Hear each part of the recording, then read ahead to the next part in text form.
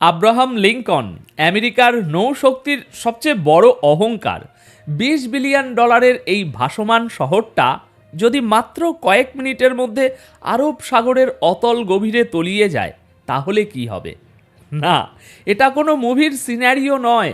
খোদ ইরান গতকাল রাতে আমেরিকাকে এই ভাষাতেই ওয়ার্নিং দিয়েছে। তারা পরিষ্কার বলে দিয়েছে, লোহা লক্করের পাহাড় নিয়ে আমাদের ভয় দেখাবেন না, ওটা ডুবিয়ে দিতে আমাদের হাত কাঁপবে না। প্রশ্ন হলো, এটা কি শুধুই ইরানের ফাঁকা বলি, নাকি পর্দার আড়ালে চীন এবং রাশিয়া এমন কোনো টেকনোলজি ইরানের হাতে তুলে দিয়েছে যা আমেরিকার ঘুম হারাম করার জন্য যথেষ্ট? প্রিয় দর্শক, এতদিন আমরা শুধু হবে হবে হবে হবে শুনছিলাম, কিন্তু এখন আর জল্পনা নয়, খবর কনফার্মড।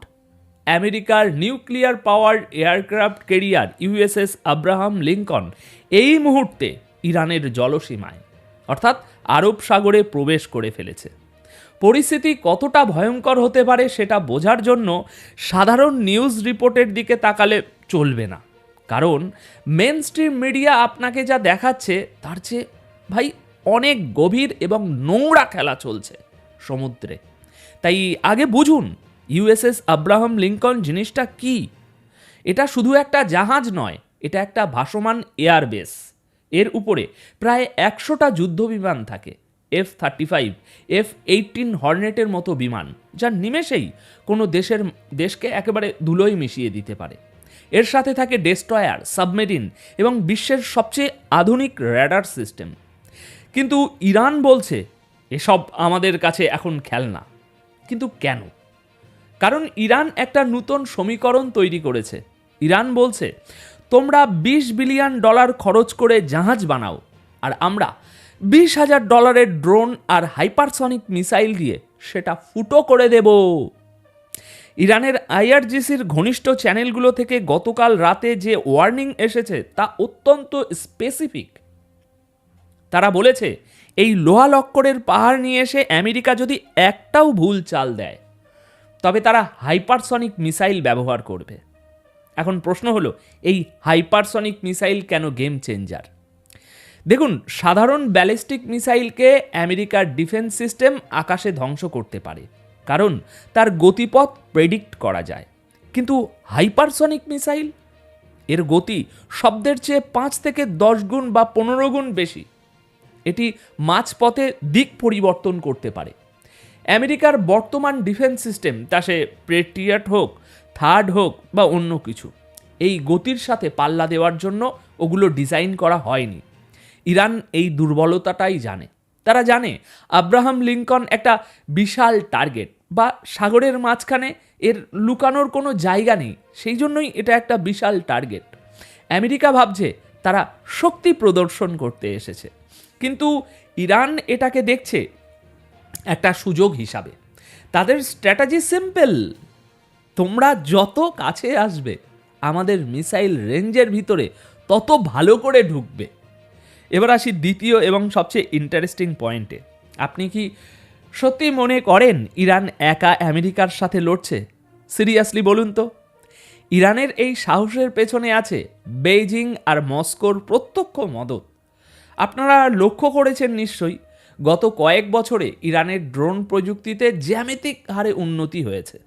ইউক্রেন যুদ্ধে রাশিয়া যে ড্রোন ব্যবহার করেছে তা ইরানের তৈরি, কিন্তু এই টেকনোলজি ইরান পেল কোথায়?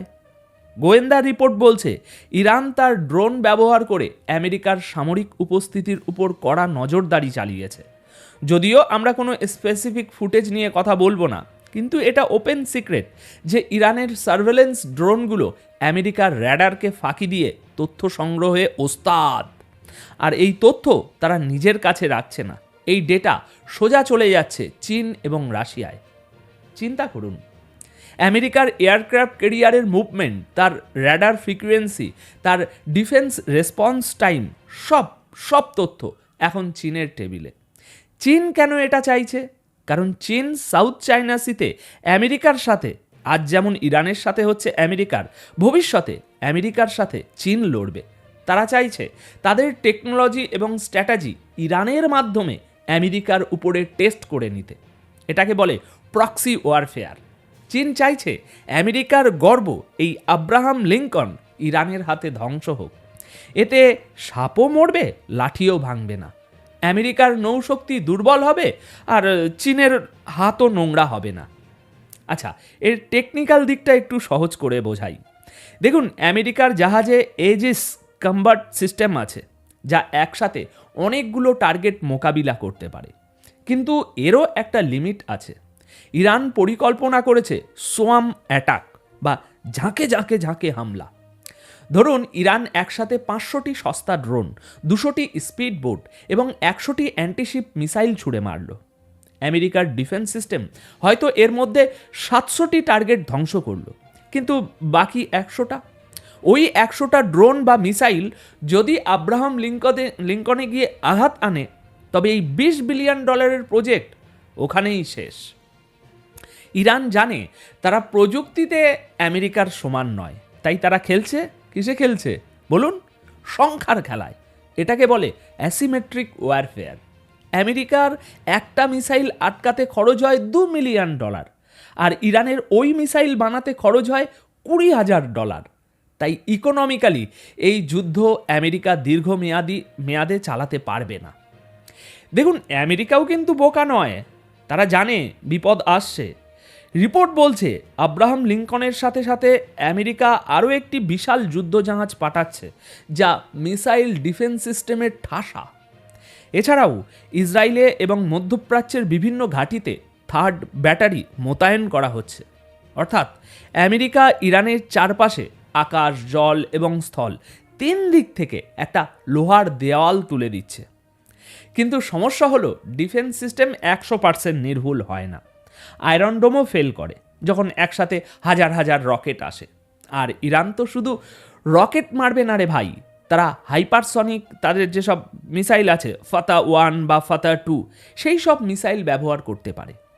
এই মিসাইলগুলো বায়ুমণ্ডলের বাইরে গিয়ে আবার ভিতরে ঢুকে একেবারে জিগজ্যাগ করে এরকম করে নিচে নামে। বর্তমান বিশ্বের কোনো র্যাডার এটাকে লক করতে পারে না। যদি ইরান সত্যি এটা ব্যবহার করে, তবে আমরা ইতিহাসে প্রথমবারের মতো কোনো সুপার ক্যারিয়ার ডুবতে দেখব। ইরান দাবি করছে তাদের কাছে আমেরিকার ফ্লিটের এমন সব ফুটেজ এবং ডেটা আছে যা তারা শেয়ার করেছে চীন ও রাশিয়ার সাথে। এর মানে আমেরিকার সারপ্রাইজ অ্যাটাকের আর কোনো সুযোগ নেই।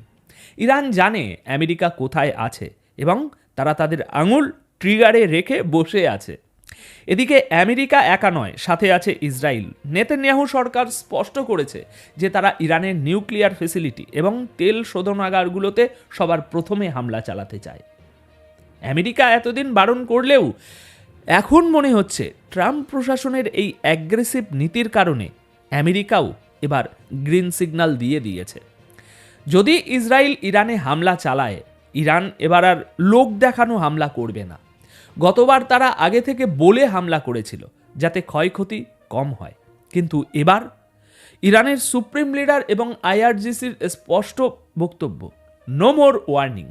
এবার হামলা হবে ধ্বংসাত্মক। তেল শোধনাগার ওড়াবো, পার্লামেন্ট ওড়াবো এবং আমেরিকার দম্ভ চূর্ণ করব। সুতরাং আব্রাহাম লিঙ্কন এখন ইরানের জলসীমায়, বন্দুকের নল একে অপরের দিকে তাক করা। একটা ছোট্ট ভুল কিংবা একটা উস্কানিমূলক ট্রাম্পের আচরণ, ব্যাস তৃতীয় বিশ্বযুদ্ধের সাইরেন ব ব করে বেজে উঠবে। আমেরিকা ভাবছে তাদের উপস্থিতি ইরানকে ভয় দেখাবে, আর ইরান ভাবছে এটাই সুযোগ শয়তানকে শিক্ষা দেওয়ার। এই ইগোর লড়াইয়ে বলির পাঠা হতে পারে আমার আপনার মতো সাধারণ মানুষ আর বিশ্ব অর্থনীতি। তবে একটা কথা মনে রাখবেন, চীন এবং রাশিয়া কিন্তু পপকর্ন হাতে নিয়ে গ্যালারিতে বসে আছে।